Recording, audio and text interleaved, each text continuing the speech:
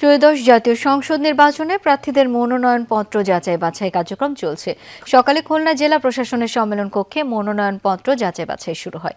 পরে খুলনা ১ আসনে ৩ জনের মনোনয়নপত্র বাতিল ঘোষণা করেন রিটার্নিং কর্মকর্তা।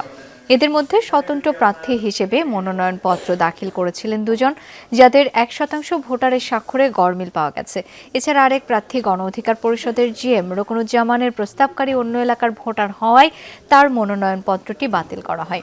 আসনটিতে ১০ জন প্রার্থীর মনোনয়নপত্র বৈধ ঘোষণা করেছেন রিটার্নিং কর্মকর্তা আসমা জমশেদ খন্দকার।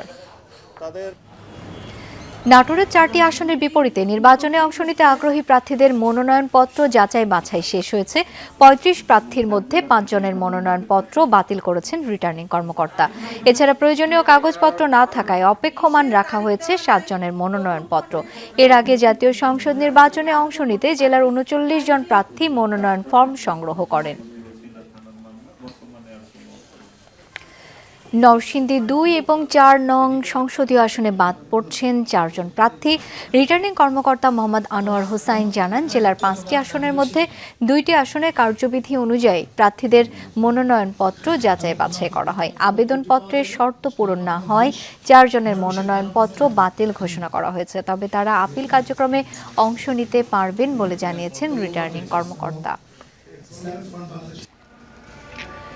এদিকে ভোলা ২ আসনে যাচাই বাছাই শেষে ৯ প্রার্থীর মধ্যে ২ জনের মনোনয়নপত্র বাতিল করা হয়েছে। দুপুরে জেলা প্রশাসক কার্যালয়ে জেলা রিটার্নিং কর্মকর্তা ডাক্তার শামীম রহমান এই ঘোষণা দেন। জানান, ১ নং ভোটার সমর্থন থেকে ১০ জনকে দৈব চয়ন করে সঠিক তথ্য না পাওয়ায় স্বতন্ত্র প্রার্থী মহিবুল্লাহ খোকন এবং তাসলিমা বেগমের মনোনয়নপত্র বাতিল করা হয়।